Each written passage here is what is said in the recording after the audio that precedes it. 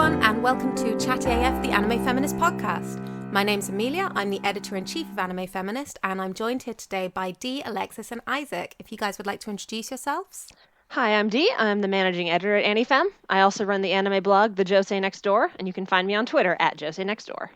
Hi, I'm Alexis. I'm an independent writer, and I'm on Twitter at AlexiLulu. And I'm Isaac. I'm an associate features editor for Crunchyroll. I run the anime blog Mage in a Barrel, and you can find me on Twitter at IBlessAll. Okay, and we're talking today about Ouran High School Host Club. We're in the middle of a watch-along, so if you've missed previous episodes, you've got 2 to catch up on, and you do not want to miss that before listening to this. We are watching 6 or 7 episodes at a time. Alexis and Isaac and I have not seen Ouran High School Host Club before, much to Dee's shock and surprise before we began. Dee has seen it all the way through, loves it. Several and times. Is our resident our resident expert for the season. So we're coming at it with very fresh perspectives, very 2018 perspectives for a 2006 show. 2006 show, 2002 manga. Right. So there's a lot to discuss, more than I would have expected. And this week we looked at episodes 14 to 20. And I have to say, I liked these a lot more than the previous episodes. I know the previous one was a really mixed bag. There were some episodes that were dreadful and some episodes that were wonderful. But this time I sailed through all 7. I really enjoyed them, except for one glaring exception, which I'm sure you can all guess. I bet I know what it was. How did you all find it? Alexis, how was this set for you? So one episode in here was absolutely bar none my least favorite episode of this show. Mm-hmm. And everything else was really nice. Like, starting straight off with the summer break stuff with Misuzu and the bed and breakfast, the pension, whatever they translated it as. Yeah, pension. They didn't translate it.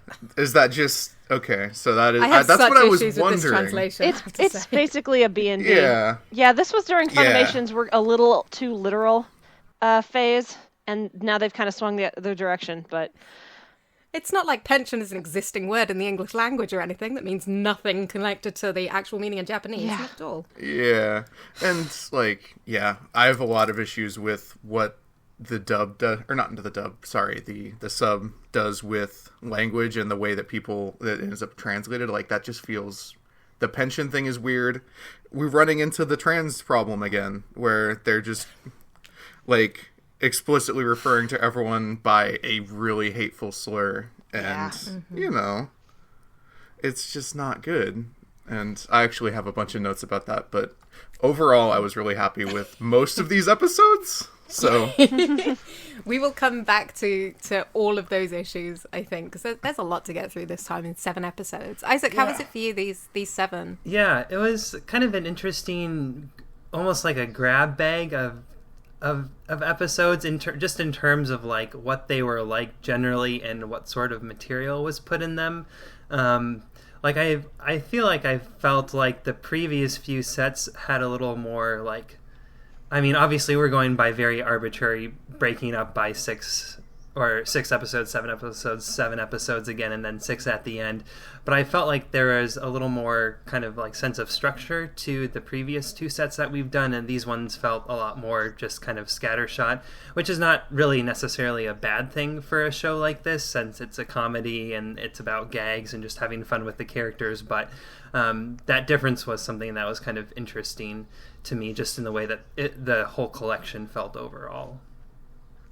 Yeah, that makes sense. It felt we got kind of individual character episodes in this 7, didn't we? With a fair number of them. Yeah. Mm-hmm. Which was nice. Yeah. Yeah, because one of the things that we said we wanted at the end of the last set of 7 was to get more in depth in the individual characters, and I do think we had that to an extent. So let's talk a little bit about. You know what, let's get the elephant in the room out of the way first. Alexis, do you want to go through some of your notes on the worst episodes? Oh, man. Okay, so here's my thing with the bed and breakfast, 2-parter, is I have so many problems with the way this sub treats the character versus how the actual anime treats, not just Misuzu, the owner, but also, Ranka later and just the way they treat the Zuka Club too. It's so rude and shitty, and it just feels terrible. Whereas the show, like, everything is like, oh yeah, that's just them, and it's not treated awfully, but the use of such a, like, straight up just hateful. This is a bad slur. This is not something that anyone is interested in reclaiming. It's not whatever. It's just, it sucks. It's so just fucked up and awful, and I hate it because it taints the show for me almost. Even though I love Ranka, I love Misuzu, and like the rating the boys with the points and everything else was honestly hilarious. It's just, it really tainted an alright episode and a very bad episode into being much worse. Yeah, I totally agree with that. And every time it comes up in a subtitle, I'm like, no, not again. It's just constant. And I think at this point as well, like, Misuzu is not in a host club. Like, she's a trans woman, right? At this point, I think it's clear this is not somebody who's putting on a costume. This is somebody who is living as a woman. Yeah, therefore, like, she's they a woman. have left. They are not using any, like, male coded name at all. They are like, they left behind their family. I went looking up some stuff later on, and apparently there's like some backstory there with her having a daughter, and the daughter like is mad at her because, you know, abandoned the family to go run a bed and breakfast, which is kind of fucked up, but also like it's an interesting touch because she's not playing at it. She's not just like, oh, I just do this for work. Which is kind of how they treat Ranka as. So it's like, no, this is full-time. This is real. But Ranka's presentation was quite surprising to me because I assumed Ranka out of costume would act like a man full-time, like would be masculine, it would be kind of code switching between the two. There is a lot more blurring of those boundaries than I expected, actually. No, absolutely. I think that's like I don't know, like, maybe there's more to it in the manga. I'm really interested to find out more about this character almost because I want to know, like, what the original intent was. Is, like, are they just doing this as a job because they enjoy it? Are they doing this because this is, like, the only avenue that's open to them because they're trans? Like, trans and sex work, it kind of comes together for a lot of people who get marginalized. So, like, you know. Unfortunately, we have someone here who has read the manga. I have, and I've actually been rereading the stuff that happens after the anime just to kind of, because I thought these questions might come up as we got towards the end of the story. Funny that. Yeah. Are you asking about Ranka or Misuzu? Ranka specifically. They don't really go super in depth into Ranka's backstory. The sense I get from it is that Ranka enjoys presenting as a woman, feminine. I'm not, again, the language can be fuzzy, especially when the show clearly is kind of fuzzy on how they're dealing with the characters too. Seems to enjoy it and works at the club as a way to express that aspect of their person, sort of in a public and professional quality. It's, again, I'm hesitant to describe Ranka as trans because I think there is more switching and blurring there. And again, because they do very consistently refer to themselves as Haruhi's dad. Misuzu, I would more specifically say should be read as a trans woman. Misuzu shows up more and more in the story as it goes because Mei, Misuzu's daughter. Spoilers, I guess, if folks listening to this are going to read the manga. Sorry, I'll try to keep this as vague as I can. Mei's daughter becomes kind of a regular recurring character, and she and Haruhi are friends. And there's kind of a whole arc about Misuzu continuing to try to reconnect with her daughter, God. And Mei really doesn't want anything to do with her because of this feeling of, like, being left behind. And the language is problematic because it does sort of frame it as, like, Misuzu chose this lifestyle, and that's, you know, obviously not great. But the actual way the arc ends is basically Mei says, like, if you want to win me over, then you better live this life that you've quote unquote chose to the fullest. So it does have kind of a nice ending where Mei sort of accepts Misuzu's life as a trans woman running this B&B in Karuizawa. And the two of them sort of reconnect and have a much better relationship going forward. But I don't think there's ever a time when you see Misuzu not presenting in, a dress with feminine, presenting feminine like you do with where Ranka will kind of shift between the two. So I would say Misuzu is very definitely intended to be read as insofar as the author Bisco Hattori understands trans people, which I would say is probably not amazingly well. I would say Misuzu is intended to be read as a trans woman. Yeah. Okay. Thank you. Yeah, no problem. That's an important thing. I feel like it's lost. So, yeah. Can we also talk a little bit about the Lobelia girls and their get the bad stuff out of the way? Lesbians. Yeah. Get the bad stuff out of the way. Can we talk about they why are they here? Why are they ruining this beautiful anime? Why?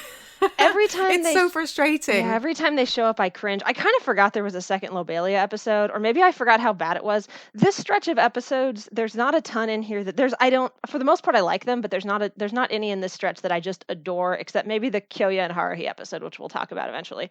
So it's not a batch that I would go back to just like rewatch an episode. So some of these I've kind of forgotten about since it's been a while since I watched it all the way through. I think what the Lobelia girls are trying to do, and the one thing I liked about this episode, is I think they are intended to be kind of a mirror of the host club. And in this particular episode, there's some really nice framing work. I should share the tweet with you guys that I tweeted out yesterday when I noticed this. When they show up at Haruhi's house and kidnap her, the framing and angles and shots are beat for beat identical to when the host club kidnaps Haruhi and takes her to that pool that Kyoya's family owns. That's rather clever. Beat for beat, the same shots. And so I think there's something. Again, we'll talk about all the really bad stuff in this episode too, but because there's like a couple of layers of like context, and again like the predatory lesbian trope and things like that I think really kind of fuck all that up. But there's a sense that what they're trying to do here is show you that the host club has improved and come further in terms of like their relationship with Haruhi and with each other. And so the Zuka club is kind of like the host club when Haruhi first met them. And so they kidnap her and they throw her into costumes and they kind of jerk her around. And in that same episode, the host club is like, we have to rescue Haruhi. And they see her on stage and they go, wait, if this is what she wants, we should respect that. And I think that's a really nice, because again, this is 10 episodes after they kidnapped her and took her to the pool, again, using the same framing. So I think that's a really nice kind of subtle way to show how they've gradually gotten better over the course of the episodes without, like throwing a bunch of blazing lights on it and, really, what's the phrase? I'm blanking. But anyway, so I think that is sort of what the Lobelia episodes are attempting to do, is kind of this mirroring of the host club. There's also that cringeworthy joke where they worry that Haruhi's going to end up in debt and that she'll have to like pay with labor. And I'm like, that's what she's doing with you guys, right? Yeah. So again, I think there's a lot of parallels that they are attempting to make. I think that it gets complicated in ways unforeseen by the creators in the fact that there are these there are really shitty tropes that relate to real world harmful behaviors about like predatory lesbians that comes through with the girls that doesn't necessarily with the host club. And so that's where it gets real bad. But I did want to at least throw out that parallel because I thought that was kind of neat the way they did the framing there. Go ahead, sorry. Oh, no. Well, and I was thinking about parallels in terms of the Lobelia girls and the host club as well. And to some degree, I almost feel like there's maybe an intent that doesn't quite come through in execution of like using them as sort of like a mirror for the host club, because the host club and how ridiculous they are sort of gets normalized over the course of the show, like how ridiculous they are just because we spend so much time with them, and they become like the world or the lens through which we're seeing this show. And when you see the Lobelia girls doing a lot of the same stuff, it's presented kind of in like, oh, like, look how like weird this is. And so it's like sort of, I feel like maybe he's trying to hold up a mirror to the host club and being like, don't forget these guys are like pretty wacky too, but it's so much, I feel like it's so much meaner to the Lobelia girls in the way that it presents them that it doesn't really work. Yeah, I think the problem there is like what you referred to, where they straight up don't get time with them, so we don't get to see the same other sides of these characters. They're just one note Yuri jokes. Yeah, exactly. And it's just, that's all they are, and that's all they can ever be, because you have 2 episodes with them. That's it. So, it sucks. Yep. Agreed.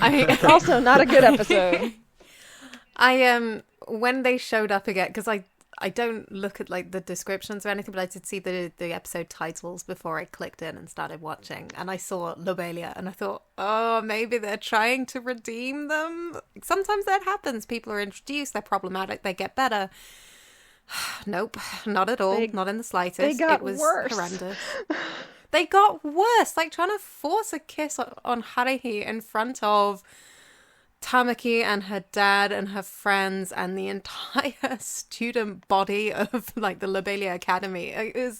It's trying to humiliate her, I guess. And it was like, there was some parts of that episode I really liked. I thought some of the visual comedy was so well done. When she leaps off that platform as if it's some romantic dive and then just like flattens Tamaki when she lands on him. Like, I laughed out loud at that. And when they went to her face, and we're sort of expecting to see this ethereal, beautifully made up girl, and it's like way over the top, and it's kind of stage makeup and kind of clownish. There were moments like that I enjoyed, but they weren't kind of at Haruhi's expense. And it felt like a lot of the stuff with the Lobelia girls, it was kind of at her expense. I didn't enjoy watching her be put in that position. Like, it's not that fun when the host club in the early days is doing that stuff too. But as you said, Dee, it does seem like they've kind of moved on. They've kind of improved from those early stages. Yeah. And most of the time when Haruhi says, no, knock it off, the host club will back off. Or Tamaki will look like, oh, I didn't realize you didn't like that, and like cry in a corner. But the Lobelia girls, like, they don't get that moment where it's like, oh, sorry, we didn't realize that this was a problem. Which I think a large stretch of this episode is about the host club kind of becoming more aware of others and, building those kind of considerate bonds with other people. And so the Lobelia episode is, again, I think it's supposed to be a touchstone to show how far they've come, but the Lobelia girls don't get any they just, like you guys said, they're just kind of a mean one-note joke. So it's a really jarring note in the midst of a nice little stretch of ensemble cast episodes, I think. So I will say, though, in terms of Amelia, you were mentioning the visual comedy. The joke that did it best for me was Haruhi's deadpan delivery of her lines, which at least in the sub is just incredible, and I laughed every single time she did it. Yeah, it was great. It was like they had all these kind of expectations, which are completely tropey. Like, they expected that she'd suddenly show up and have like amazing acting ability, that she'd look really beautiful and feminine, and that she'd have a lovely singing voice, and it was just all subverted straight away. That was a really fun part of that episode, and I feel like there's more that they could have done there. Like, Haruhi showing up in an all-girl environment, like, that's something they could have actually really enjoyed without going to these predatory lesbian stereotype tropes. Like, that could have been so interesting to just get Haruhi into that environment, and instead it's not fun at all. Yeah, that's another part of this episode that kind of messed with me, was not just the predatory lesbian stuff, but also just like the gigantic fandom around them. Was like, there are 3 types of women in this show. There are predatory lesbians, there are fawning like fangirl sycophants, and there are Haruhi. It's exactly the 3 categories I was thinking. Yeah, and we get a little bit of Haruhi's mum, I guess, and that's about it. That's true. Yeah, the manga expands the female cast a little bit, so there's at least more different types of people. Again, May is a nice touch going forward. I just remembered Renge exists. Oh, that's true. There's 4. I can't stand her. Every time she shows up and it's like strong motor. Oh. I love her. I love Renge too. I love her. Yeah. I'm so bored. Like, the banana peel shtick it's coming out the other side. It's like the rake sketch. Like, it's coming out the other side where it's happened so often that I'm starting to find it funny again. Renge hasn't quite hit that point for me yet. But she drew a doujinshi of them. That was I was surprised she showed up in that Ranger show on the shopping center rooftop. I was like, do you need a job? That doesn't sound right. Renge has a wide variety of hobbies. We don't see her day-to-day life. We don't know what she's up to. Apparently. She can love shoujo harem stuff. She can also love Sentai. Heck yeah. Just like me. Absolutely, yeah. That's like half my timeline on Twitter. Yep. Can we talk about that episode a little bit, because that was Kyoya's episode. Yay. And Yeah. Okay. Dee enjoyed this Oh, one. please start, Amelia. I see that we have different opinions. No, not different opinions, I'm sure. Kyoya's not my favorite. Like, he's not a character type I tend to enjoy too much. I mean, Tamaki's like my favorite, so and Kyoya really does seem opposite to him. And then Haruhi has this moment of insight where she says, "Oh, actually, you're really similar." Though the only similarities I could see is that they're both like super privileged and sheltered and aren't used to being outside in the real world. So I think she tried to act like him showing off his knowledge was a great kindness to the person who was about to get conned, but it just felt to me a little bit like Kyoya showing off. So I don't know, that episode was enjoyable for me, but I didn't feel like I got any more of a handle on Kyoya's character, or that we learned anything new about him. Whereas the episodes with the twins and with Honey Senpai, like, it always feels like we get a bit further. And I didn't really get that from his episode. Anyone else? He's, like, I think the thing with that episode is that he's extremely two-faced, is the point of, at least the very last bit, where he's like, oh, I only do things because they benefit me. And then he's like, oh, yeah, it's a Sherlock episode is the thing. It's them like, oh, I knew all along that this woman was married to this extremely, like, wealthy guy that I would love to know. But actually just, he didn't. He was just doing something nice in his own weird, like, nerd way. Yeah. So it interests, like, it's a nice little character touch, but it's not a lot. That's basically it. Is like, oh, I only do things because I want to, and then he's like, oh no, I'm just doing this because I can. Yeah, I almost thought the thing that added more texture to his character was him being like an extremely grumpy human being after he's woken up. Like, that felt much more like breaking down his, like, sort of facade of, like, being a cool guy than anything else in the episode. And I actually really enjoyed him being, like, super rude to Haruhi, actually. And he was just like, I don't need to be polite to you. I have nothing to gain from this. And so he was just really honest in a way that he isn't usually. That I did enjoy, but I guess it wasn't surprising. I never assumed that he was that kind of polite to everyone all the time anyway, because privileged, rich, sheltered people aren't always. Yep. So. I will, with Tamaki being your favorite, his material was limited in that episode, but his stuff with the dog was just so adorable. It was and wonderful. He called the dog Antoinette, which is a really cumbersome name in Japanese. I just thought that was great. It's beautiful. Yeah, I did enjoy that, but I didn't feel like I got as much out of it. I mean, when you compare it to the Twins episodes, and every one of the Twins episodes feels really strong to me anyway. Anyone else think so? Well, they've got a really interesting, like, kind of a unique emotional core. Like, I feel like just the whole, like, we're seen as, like, one entity, and the tension between we want to be seen as individuals, we don't want to be seen as individuals, just, it makes their stuff inherently interesting because of that. Like, there's a tension in what they want that even they don't understand, and it takes, someone as clueless as Tamaki kind of, like, busting into that to break it up and sort of draw them out of their contained world a little bit. Yeah.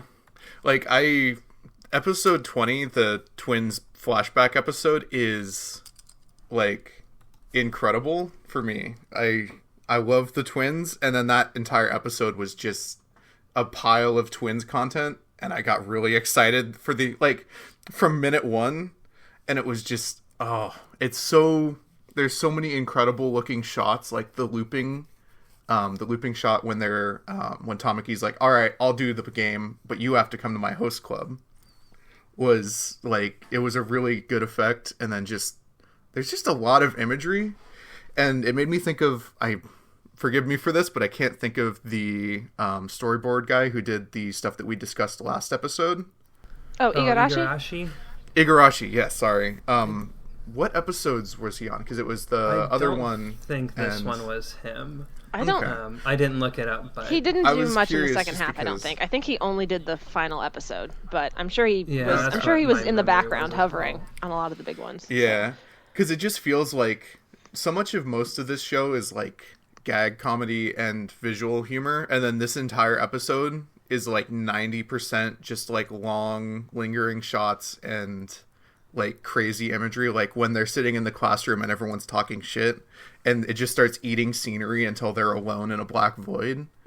That was fantastic. Yeah, I feel like the twins, as you said, Isaac, I think their emotional core is really unique, which means that every one of their episodes feels fresh, and it kind of doesn't feel like an archetype almost, because they have nailed this conflict of we want to be told apart, we don't want to be told apart, we want to let people in, we don't want to let people in, which, you know, it's a unique situation, or not unique necessarily, but within the context of the show and the tropes it's referencing, like, it is quite unique.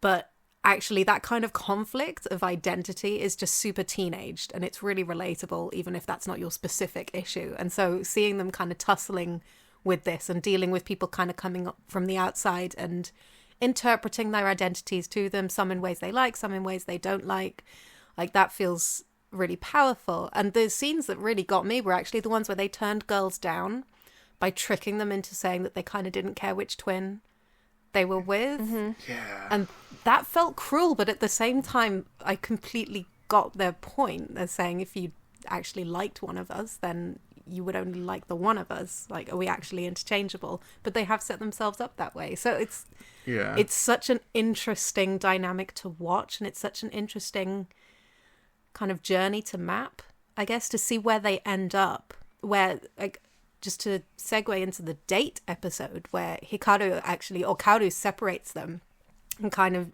we get to see, the audience gets to see for the first time their different personalities, because that's, I think, until that point you just see them as the twins, the unit. In that one, Kaoru really makes the effort to separate them, and I loved that. I thoroughly enjoyed it. Yeah.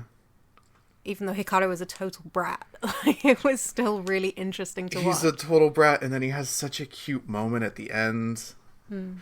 I have mixed feelings about them always being like, oh, we're going to pull up this only character trait that she has about Thunder being bad, and we're just going to keep using this so we can get some some hurt comfort juice off of the boys. Yeah. It's sweet, but it's the same story beat again, and I'm like, come on. Yeah, it's entirely fair. And in that episode, they made her super feminine. Like, they put her hair up in bunches that were way too long for how her hair actually is. I'm sure those were extensions. I honestly thought it was right. Yeah. I thought it was like a wig or something. I was like, it was really hot. It must be August in Japan. What are you doing? Yeah. I love Oh, sorry, go ahead. She got shanghaied by the twins. They're twin maids that they also have. You should go ahead, Isaac. Oh, no, I was just going to say the twin maids gave her twin tails, and I thought that was extremely clever. Is twin tails actually what you call it in America? No, That that's hairstyle? I'm pretty No, sure that's okay. Japanese only. That's so what you call it. It just in works out. anime, Amelia. Okay. Yeah. Yeah. I was unaware. Yeah, I really enjoyed that episode, and it was nice to see, for us to kind of get an idea of what the twins are like. And when I first saw the title of, like, Haruhi and Hikaru's first date, I think it is, and I was like, first date? Where is this going? That was out of nowhere. Yeah. And as always, Tamaki's response was really weird, and it was kind of, in the Lobelia Girls episode as well, his response was really half dadly and half boyfriendly, and it was just, I really want that to stop being a thing. I really want him to kind of... See, here's the thing with the twins episode, they kind of get into some of Tamaki's stuff too, with his, like, illegitimate father, so he's, like, making a family for himself. And he doesn't rise to it at all. They're like, oh, you're just interested in us because of the name, and, like, why wouldn't you want to hang around with important people since your mother's even missing, right? Like, you don't have anyone. They were really harsh, which I thought was great.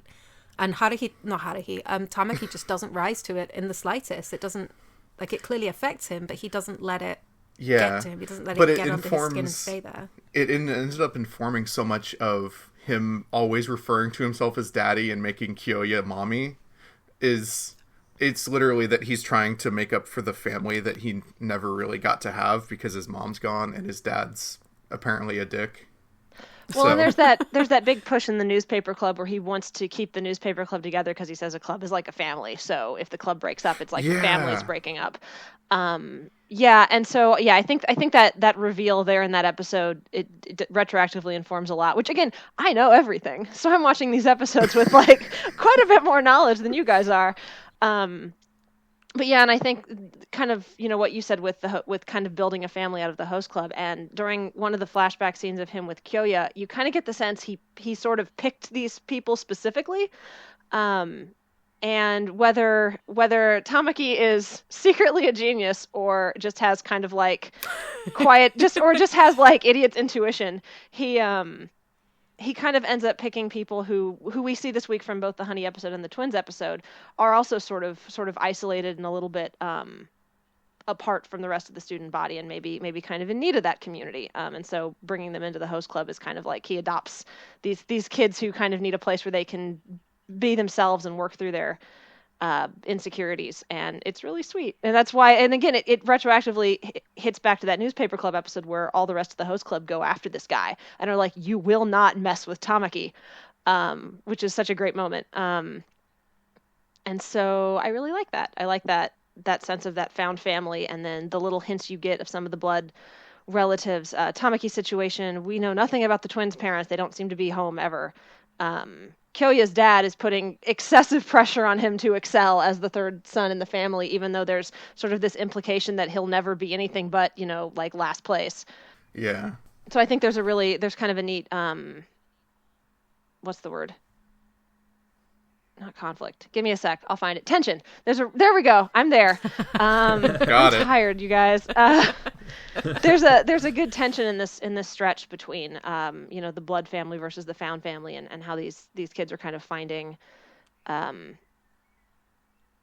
comfort and ties that matter. Yeah. Yeah, and enjoyment and comfort in each other's presence in a way that they don't necessarily seem to be getting at home. Yeah, which is something that I always sort of like, this is going to sound awful, I'm sure, but they're really privileged. Mm-hmm. And as much as I'm happy to kind of feel sympathy for the characters, there's also an element of, like, I don't know, are we presenting kind of Haruhi is so fortunate because she may be poor.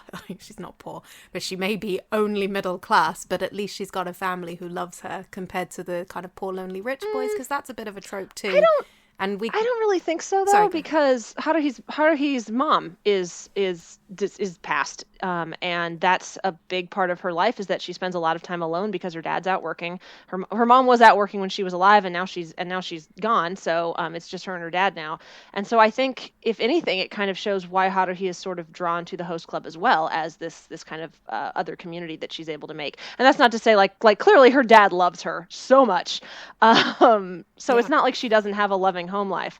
But I think that there is also that sense of isolation and loneliness for Haruhi, in terms of not just being very smart and studious like we saw in the Wonderland episode, where she kind of focuses on that, but also in being the quote unquote commoner in this school full of rich kids. And so it kind of makes sense that Tamaki would want to sort of bring her into the family and make sure that she has a place as well.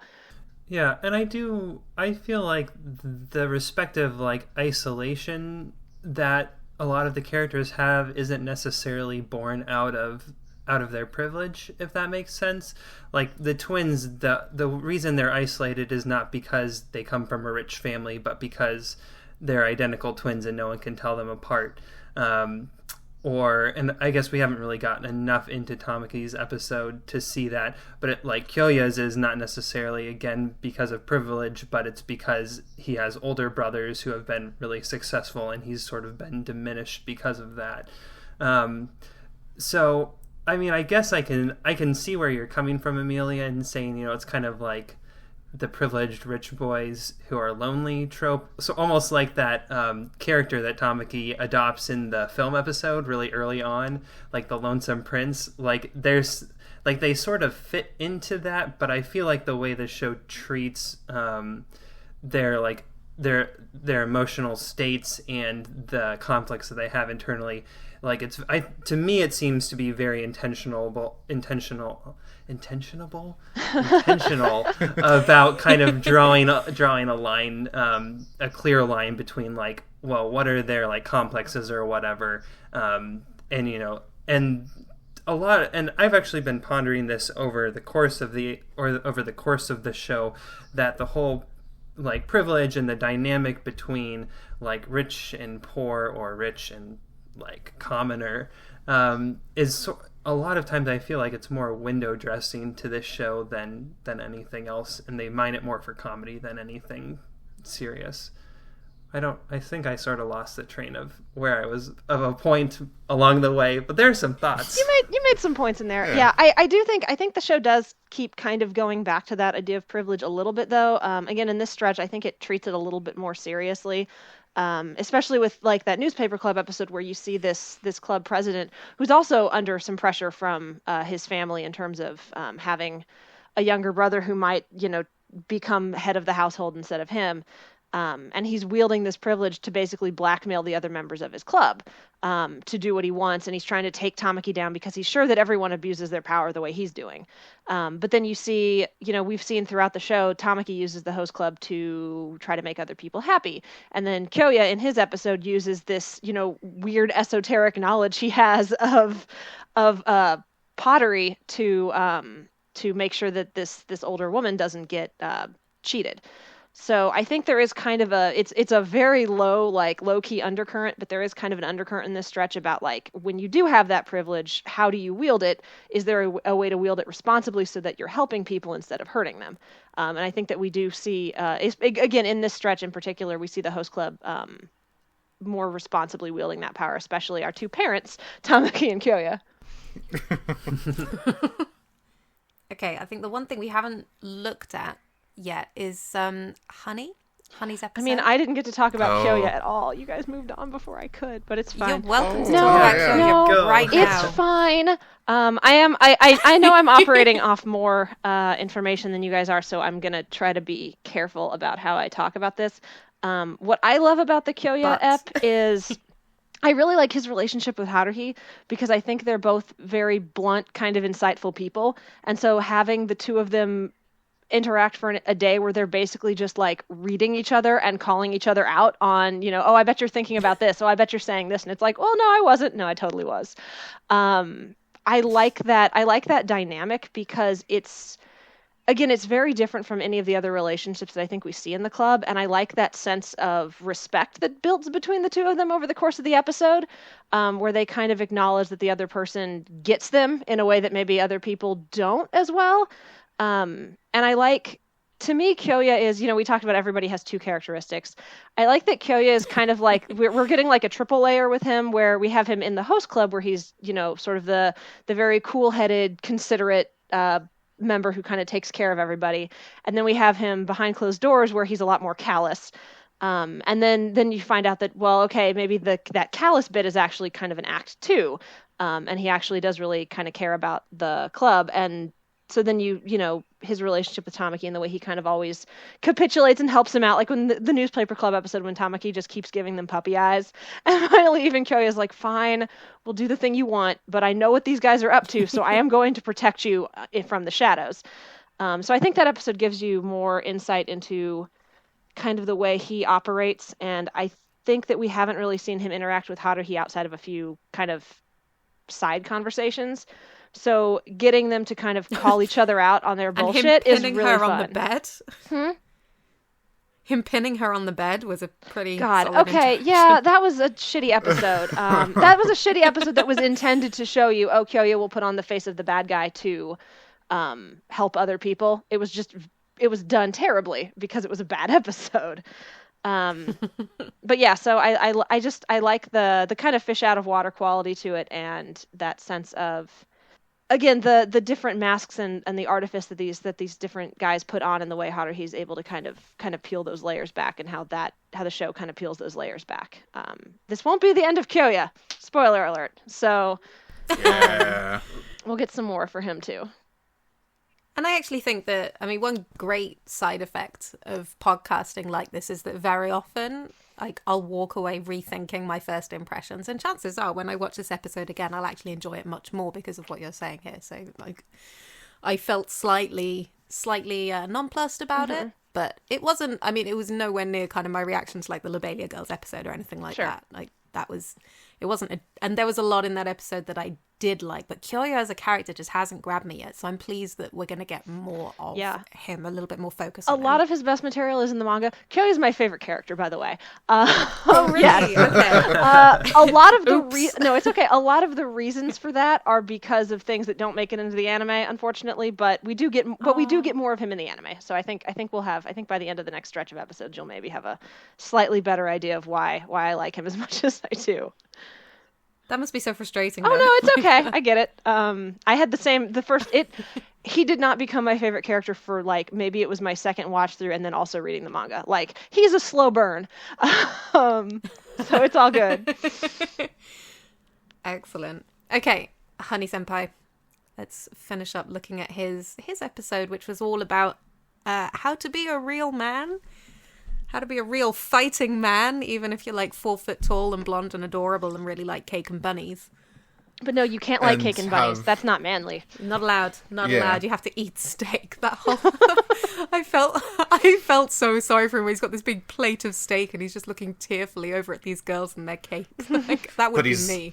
Him holding back so hard that they're just like thoroughly enamored with him was very cute. And then just I had a thought and I lost it. My favorite part of that whole episode, actually, this is slightly off topic, but my favorite part of that whole episode was when Mori's like, I know exactly what's going to happen. He's going to let him win. He's doing all of this for his brother's good. And then he just, like, trounces him. He just ruins him. Yeah. And Mori's like, I had no idea. Who is this person? It was great. Poor Mori. That would totally be Mori me. finally got a whole speech, and it was for nothing. I know, right? It was great. But his actual, like, the character of his brother, I don't know, it kind of... It felt a little bit stale to me. Yeah. We could kind of see where it was going. And then they had this whole, he's an alien, he eats cake in the middle of the night. And I was like, well, I thought you were going to subvert things a little bit more than that. I think Ouran's just set the bar higher now. So I expect more of it. But this reminded me a lot of the episode with Shiro, almost. Like, we just had that character type on screen. Oh, yeah. I was like, we've looked at this type of character before, and I know it was a different context, and it was a different character dynamic, but we've kind of seen Honey in competition with someone else from a host club perspective, and seeing him in kind of reluctant competition with his brother, like, it felt like there was more they could do there to say something more meaningful than they did. But I agree how did everyone with else that, feel? But on the other hand, they do a really good job of presenting the like cake occultism as like something kind of weird, like with the candlelight and like the cakes. I'm like, okay, I like sort of get where his brother's coming from. Yeah, they did do a great job of that. Like, the all-round aesthetic never disappoints. But the actual character himself, like, I don't know, I expected a bit more from Honey's brother, I guess. Yeah. I remembered my thought, which was that I do appreciate that Honey is literally so dangerous, even with just cake, instead of, oh, I have to be this ultimate manly boy so I can learn the Honizuka style as my family intended. No, I'm strong enough to, like, basically murder my dad and make Japan afraid of me. Even with cake and bunnies. So yeah, no masculinity, whatever. Who's that?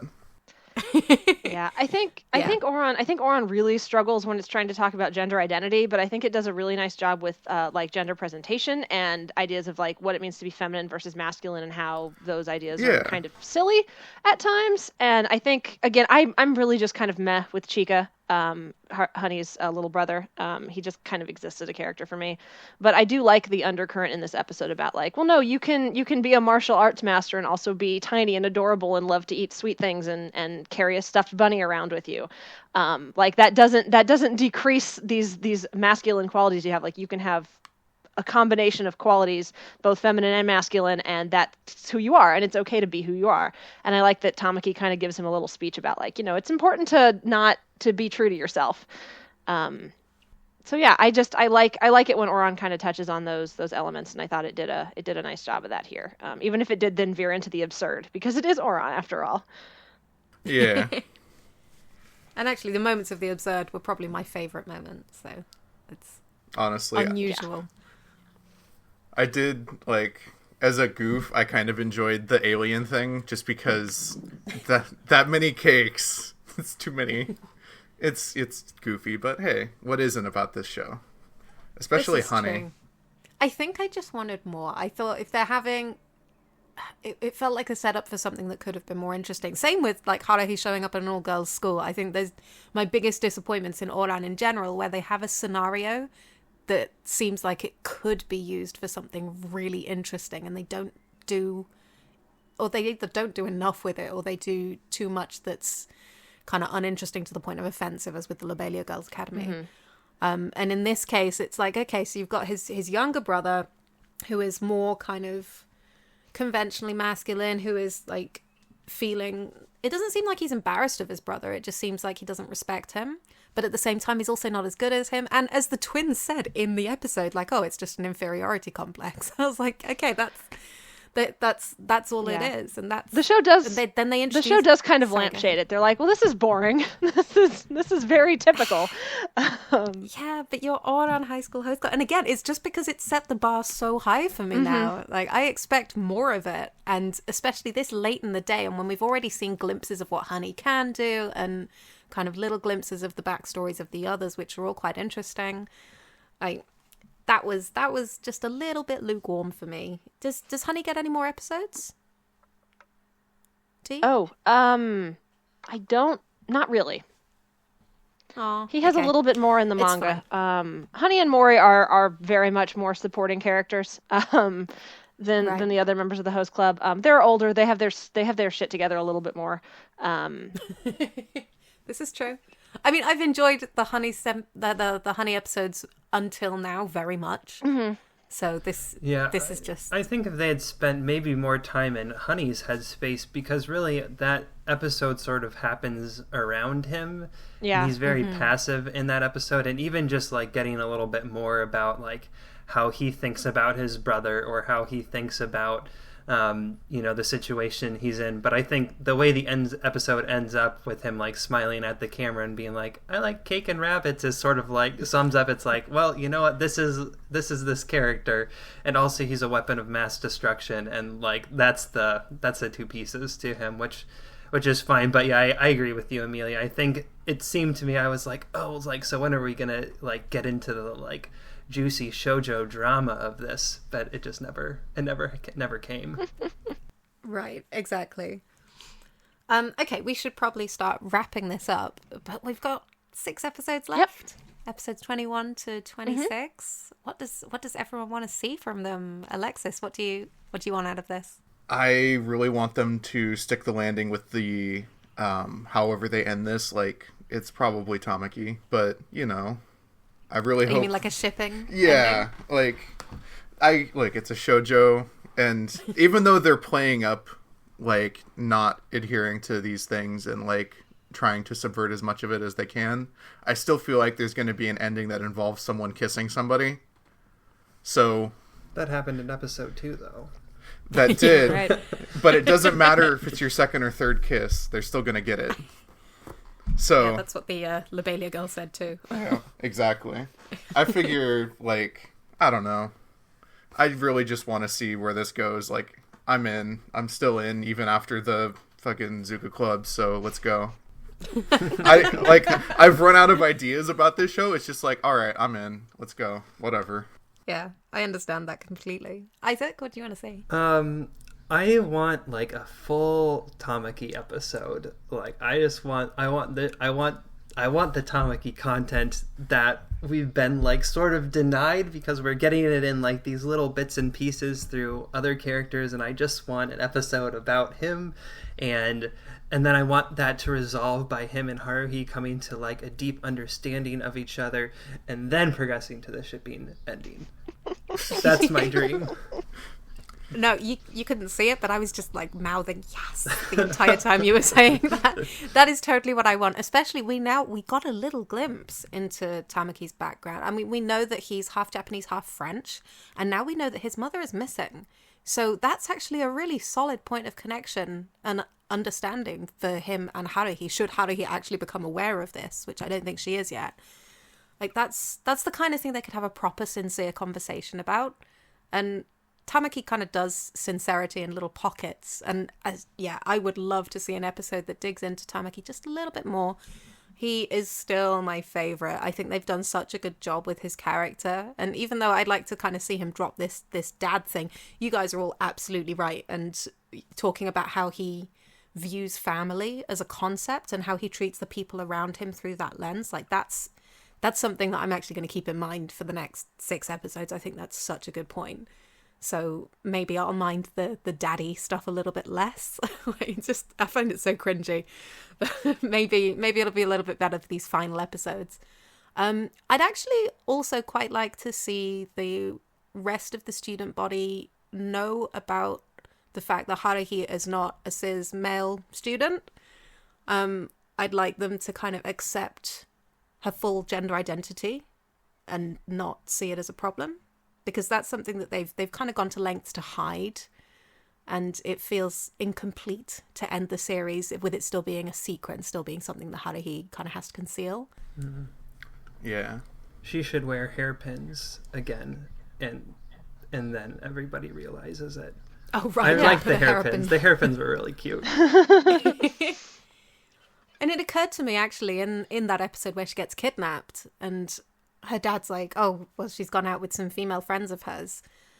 We don't actually see Haruhi's friends very much. Like we don't see that she has any friends from her previous school, even though they said she's really popular. And then we meet Arai-kun, and he clearly really liked Haruhi, and she seems to have been known for being kind of beautiful and intelligent. Like, how would she not have had a ton of friends that she sees? And because she's presenting male in school, and she doesn't seem that bothered when she's out of school. Like, again, she probably doesn't seem to associate with people from Ouran outside school. So who does she spend just friendship time with except the host club? It just feels like a bit of a gap. I think the answer is nobody, just because she's been studying so much, and like her entire dream has just been, oh, I'm going to be a lawyer. Bye. I think that's a shame. Yeah, it is, honestly. Yeah. It feels a little bit, I don't know, for someone like Haruhi to have no friends from her middle school and to continue not seeing friends. Did this? Like it just... Sorry, No. I didn't mean to interrupt. I think this must be something that happened as an aside in the manga, not as an aside in the anime, because probably one of you would have remembered if it was in the anime. There is a sort of casual reference in the manga to the fact that Haruhi does still like... no, it's in the scene with Arai, when she talks about, when Arai's like, have you kept up with anyone? And Haruhi's like, yeah, I still hang out with some of my friends. And she mentions like this one, you're totally she right, mentions one girl by name, and she's like, yeah, the two of us chat on the phone a lot and we get together sometimes. So it's kind of like Haruhi does have this, much like Renge on with her Super Sentai show. We don't know everything Haruhi's up to. So it's sort of implied. It's sort of implied that she does. She probably wasn't. I don't get the sense that she had like, a horde of hangers-on, like, was the popular kid in school, but it does sound like she had some close friends who she's still in contact with, and they just don't come in contact with the host club necessarily, which Haruhi might have done on purpose. Haruhi definitely did on purpose. Like, why would you introduce your friend to that group How of do you weirdos? explain them? These are my friends. Long story about them. Yeah. Oh, no, you're man. absolutely right. I totally take it back. Sorry, that just made me remember in the episode with the friend who she like accidentally turned down, him asking how he knew them, and Haruhi says host club is like, oh yeah, baseball? Softball, yeah. He says, hostabu, softball. Yeah. That was another moment I laughed out loud. It was Like... just, his expression was so innocent, like, oh wow, that's really great. Yeah, I suppose like the reason I completely forgot about that is so throwaway, and we just don't see Haruhi grounded outside her family, I suppose. And it feels right now that like her family life is very compartmentalized from the host club, and when the host club shows up in her family life, it's really weird and it's crossing boundaries and it's just kind of uncomfortable somehow. And it would be quite nice. What the reason I was kind of saying all this is because I quite like to see Haruhi a bit more grounded in school. Mm-hmm. So we know Haruhi, the honor student, like Haruhi is known for that. Haruhi, the host, Haruhi is known for that. But just Haruhi, the person, like that's something they're still kind of hiding because they don't want to give her gender identity away. At school, yeah. And yeah, at school. So it would be nice to see Haruhi allowed to kind of just be herself at school without having to be kind of protected by the host club. I might disagree with that, and we're running late. We're running late on time, so this might not be the great time to get into a debate. I don't get the sense that Haruhi is pretending. I get the sense, Haruhi is male presenting. Like Haruhi isn't telling people, "Yeah, I'm a girl," but I get the sense that she's still just being herself. I agree with you, and I think I must have phrased it badly because that's not what I meant. I guess it just the fact that other people aren't able to see Haruhi, and that instantly puts a wall around her. And I guess the host club are the ones kind of complicit in keeping that wall there. And I guess Haruhi's lack of connection with people, which ties in with the independence that we've seen from her. I want that to kind of not break down exactly, but soften a bit. Like we only really see her connecting with other members of the host club, and even then it's I don't know. It's the host club is such a weird environment. I just want to see a bit more of a bridge between Haruhi and the weird host club bubble and Haruhi, the future lawyer. And there's a big gap at the moment because we are in this. Well, I mean, it's a comedy anime, but at the same time, it has so much emotional heart that to end the series with her still being kind of concealed in this way feels a bit strange to me. Amelia, I'm like having flashbacks to the episode where Renge first appears and Tamaki's like fantasy of her and Haruhi like having a girly friendship out on like a field of grass with the wind blowing. Oh, yeah. That's what your wish reminds me of. But Tamaki is your favorite, so Tamaki is my favorite. That doesn't mean I want Haruhi to be friends with Renge necessarily. But... Oh. I'm sorry, I don't like Renge. It's okay. Yeah. It's okay. Brutal. Okay, we're going to have to wrap this up. Dee, has anything surprised you about today, or did it go pretty much as you would have expected? I thought you guys would like the Kyoya episode more. But, well, no, to be fair, that is an episode that I have come to like more, kind of like the Haruhi in Wonderland one. I think it is more rewarding on a rewatch. Okay. So I guess it doesn't actually surprise me that much that you were just okay with that one. No, this again mostly went kind of the way I thought. The Lobelia episode was bad and the others were good. So yeah. Very accurate statement. And I guess you're looking forward to us finally getting to the end so we can talk properly about the whole series. I'm very excited to talk about the last stretch of episodes. There's a lot in there that I like a lot. So excellent. I'm very much looking forward to it. I think I speak for all of us on that one. It's been such a delight so far, even with the occasional pockets of extreme badness. It's still, like Alexis said, I'm in. Mm-hmm. Nothing has been a deal breaker yet. And that's, like, despite there being some really horrendous content, and I completely understand if it's a deal breaker for other people. I really, really do. It's still okay for me. We're still looking forward to seeing more episodes, looking forward to getting to the end and talking about it properly. Yeah, a lot of anime string out their really bad content through all of their episodes, and Ouran is nice because it condenses them into 25-minute segments that you can forget about after they're done. You can just you could totally skip them in a rewatch, couldn't you? Pretty much, definitely. Yeah. There's a few little touchstones in them, but it really doesn't matter. You could very easily skip the 3 bad episodes, which I usually do. So don't blame me at all. Okay, just a little housekeeping then to wrap up. If you like what you hear today, you can find more of our work at www.animefeminist.com. You can find us on Twitter at animefeminist. You can find us on Facebook, facebook.com/animefem. We have a Tumblr, animefeminist.tumblr.com.